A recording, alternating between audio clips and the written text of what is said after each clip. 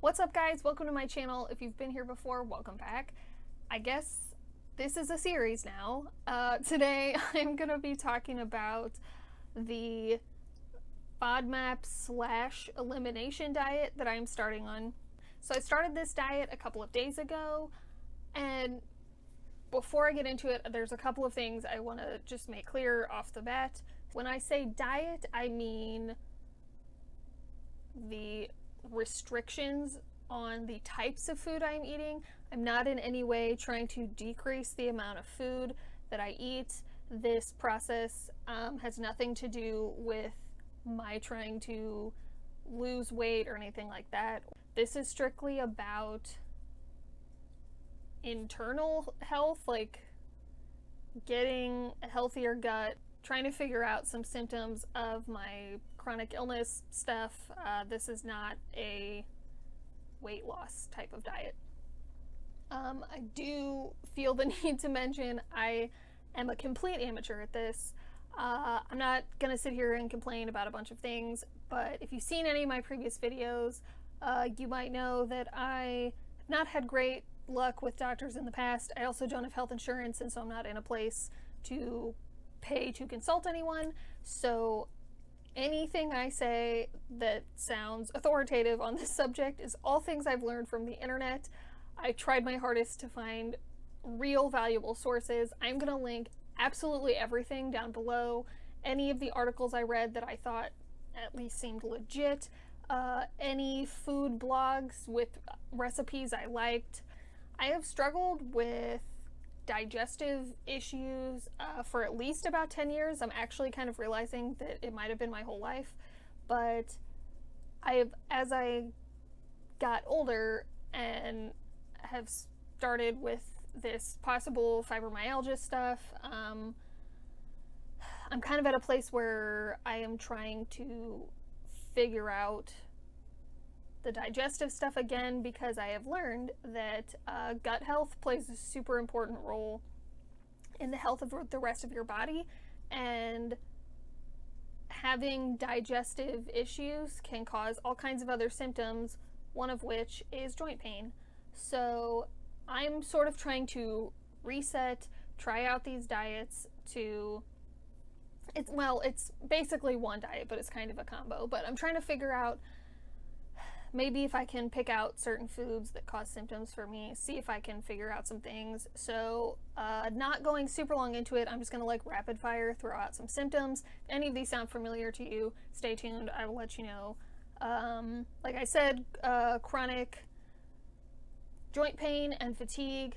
I get headaches all the time, sometimes every day. I don't know if that's related to food or allergies. I have a history of migraines in my family, but I don't know if it has anything to do with that. Pretty much huge spectrum of digestive issues that, like I've said, that I've had for a long time. I'm pretty sure I'm not allergic to any foods, but we'll kind of see how it goes with this. So I originally planned, I actually read this, well, actually my boyfriend showed me this really great article, which I will link down below, where this doctor talks about treating patients with digestive issues and trying to find out and treat the cause of them versus just treating the symptoms, which really struck me because when I was in high school and I started having all these digestive problems, I went through months and months of treatments, and when they couldn't figure anything out, they just kind of gave up and were like, oh, you have IBS. Here's some ways to treat the symptoms. Nobody did any food allergy tests on me. I never did this sort of elimination diet, which my mom actually did years and years ago when she was diagnosed with really bad acid reflux, which I have since been diagnosed with also. But nobody ever did that for me. So I was like, well, maybe I can do this myself. So I was originally going to just try the food allergy elimination diet, where you you eliminate a ton of food and then slowly you introduce them back in. But that, I think, is more focused on acid reflux. But then I actually heard Dr. Drew from Dr. Drew After Dark, hey mommies, talk about this FODMAP diet, which I've also heard people call it the FODMAP diet, but there's only one O, which I will pop up a chart here that it I don't know, I don't have a good enough editing program to make it appear in my hands. So here's that.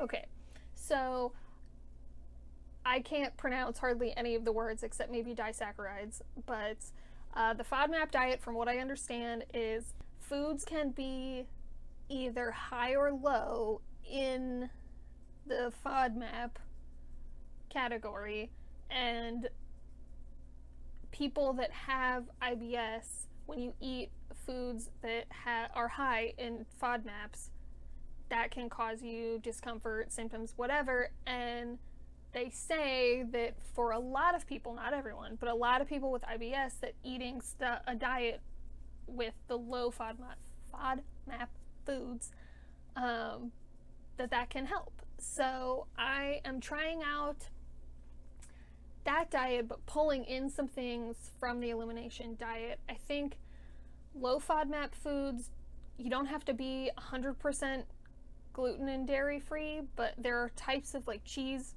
you can have, and I think butter is allowed. But I basically, at least for now while I start, I'm gluten-free, dairy-free, refined, is that the like processed sugar?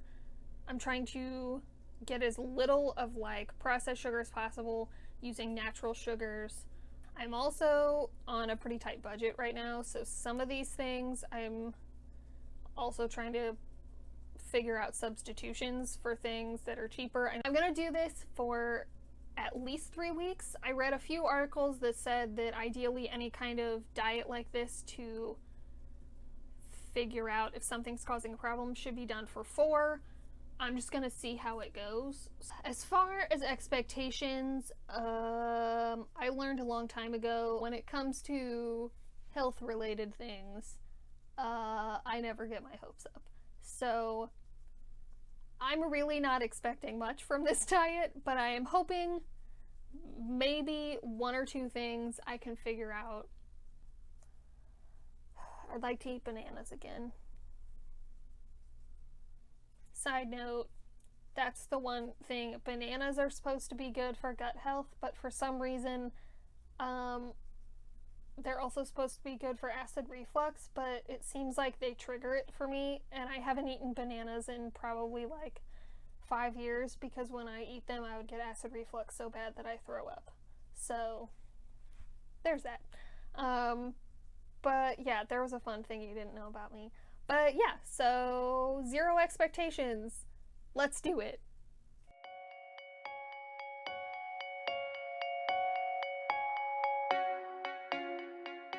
Alright, so it's day 1 of my low FODMAP diet. I always say that backwards and say FODMAP.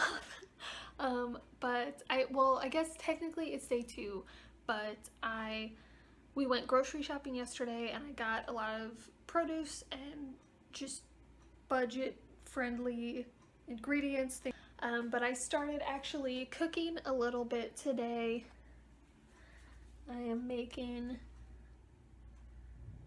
my own bone broth, which I've never made before. I'm trying to make my own. I think it's actually only got about an hour left before it's done cooking. And I have tried a couple of pretty basic recipes already. I made my own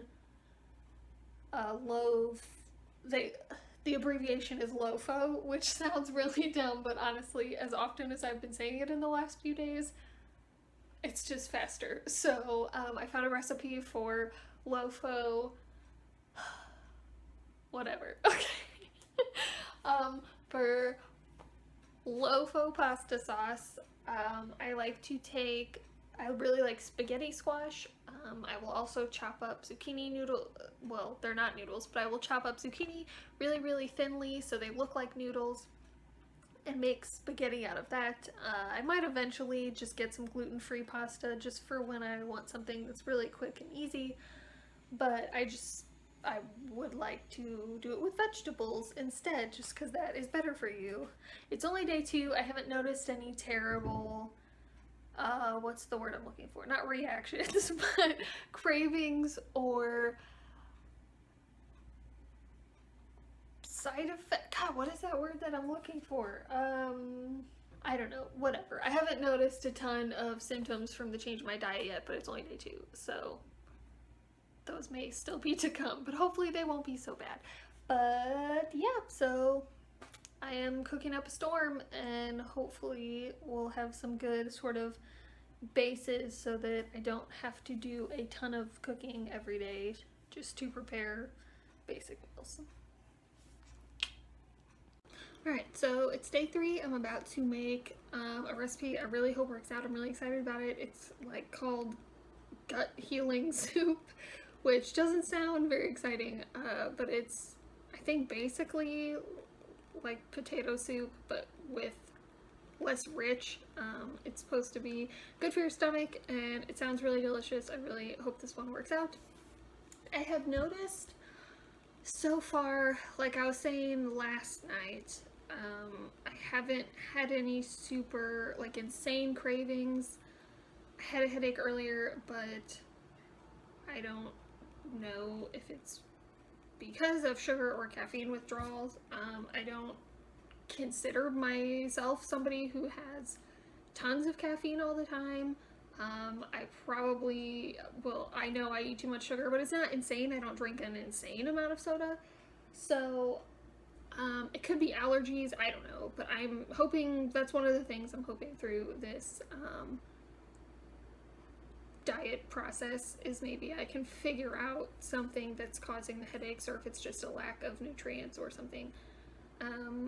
But one thing I have noticed, I didn't really realize when we went grocery shopping the other day, that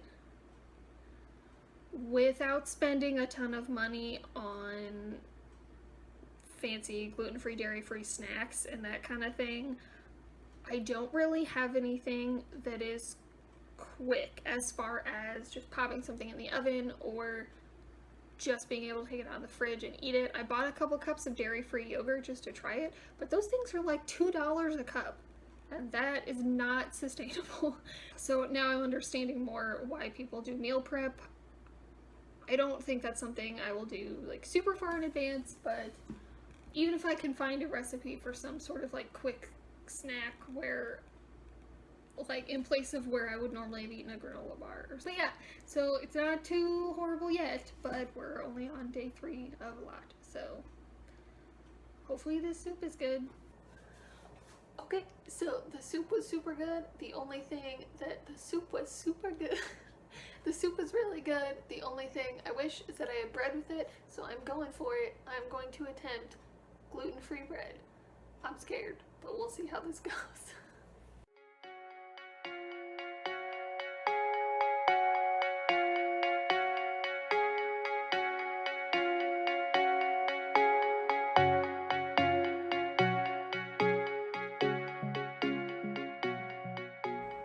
So I've already screwed up.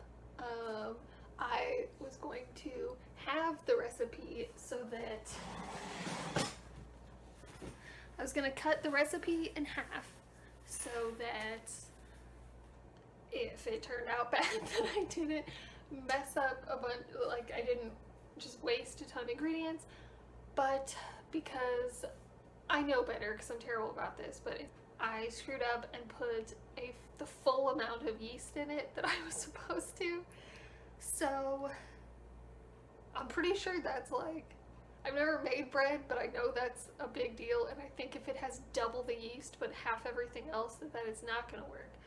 So now I am going back and doubling all the other ingredients, and hopefully it turns out okay. So I'm off to a great start. this is okay. This is why I do this, is so that I can screw it up and then hopefully get better next time.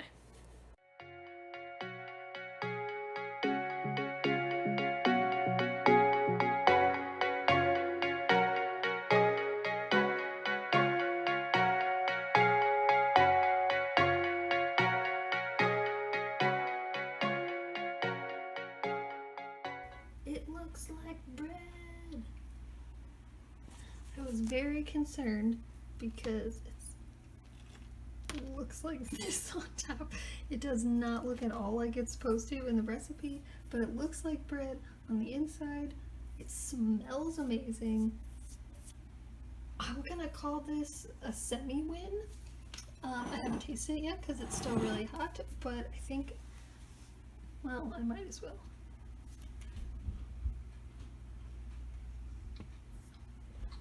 Tastes like bread. So it's been almost a week. I realized that I did not get enough food. I am getting a little bit creative this evening with making something for dinner because I am just about out of produce. That bread that I made, which was really delicious by the way, used up all of my gluten-free flour, so I need to get some more of that, and I am out of bread. And the chicken I bought for the broth didn't give us as much meat as I thought, so I basically had one sweet potato left and Cheerios and frozen meat broth. So I am baking a sweet potato right now. I'm gonna make this like sweet potato egg scramble thing for dinner and hit the store hopefully in the next day or so I can actually make some real food and not just eat gluten-free Cheerios for the next couple of weeks. So last night's creative dinner of the sweet potato and scrambled eggs was pretty good, but I didn't remember reading this, but sweet potatoes are okay in certain quantities, but then if you eat too much of it, it becomes high FODMAP. So I had what is my usual problem when I eat is that hours later I still feel like I just ate a huge meal. And it just felt like it just sat there in my stomach, and I was really like, I was burping a lot. But that did make me realize that I haven't felt that way, at least not that much, since I started this diet. So I think I'm doing something right. That's the first time I really felt that way this week, and eating these meals that I've been cooking that I've pretty much really liked. For the most part, I don't think I've made one. I mean, I haven't made a ton of stuff yet. I'm definitely a leftovers girl, so I will make 3 things and then eat off them in turn for a few days. But I haven't made anything I haven't liked yet, and I haven't felt that poorly after eating since eating a pretty big sweet potato last night. So that's a good sign. Okay, for once my hair is not in front of my mic, so hopefully there won't be issues, and hopefully I didn't just jinx it by saying that. It's been more weeks than I had planned, but the new semester started and I just got busy and haven't had a chance to film this last little clip. Was all I needed to finish the video. So my elimination period of the diet, which just, I want to hit that point again, that it's not about eliminating amounts of food or numbers of meals. It's not that kind of diet. It's about eliminating all the FODMAP foods, and then in all the stuff I've read, the next phase is like the reintroduction phase, where you are supposed to systematically reintroduce by category, I think, which I've sort of done. I started by reintroducing little bits of gluten, little bits of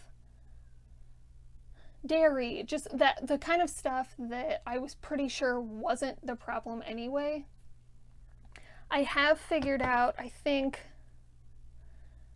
I never did learn how to pronounce all the different letters, but I know F is fructose, that's easy, but the one that starts with a P, I think might be a problem for me because you're not supposed to have agave syrup and you're not supposed to have watermelon.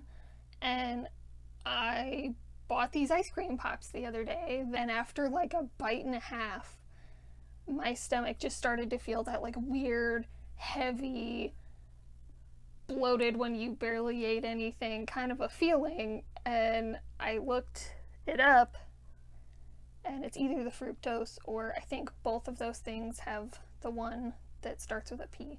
So I'm going to try to keep avoiding that, just trying out little bits of things. A huge thing for me that I figured out is it's like the amount of food, but also the amount of FODMAP food. Like pretty much all the stuff I read said that avocados are okay as long as you do it X amount of servings, like half an avocado in one serving, I think is supposed to be okay. And I actually found this really cool app that you actually don't have to pay for. There are a few FODMAP, like food diary type apps that you have to pay for, but this one, it just says FODMAP and then has a little lightning bolt after it.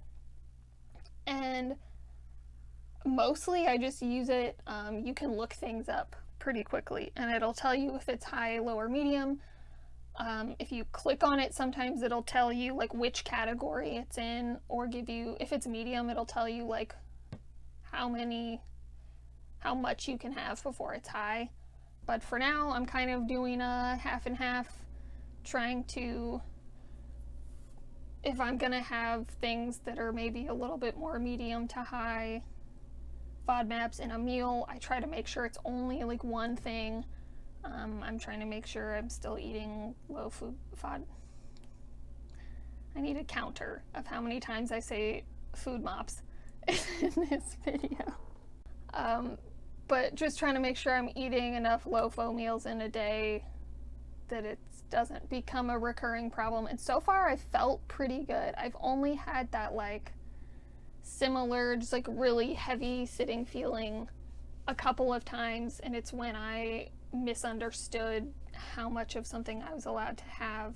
I'm going to put links to everything I found helpful. I saved it all. I saved all the recipes. I will mark which recipes were my favorite, ones that I am going to keep making. I hope you found some of this helpful. If you have any other suggestions for me, please leave them down below.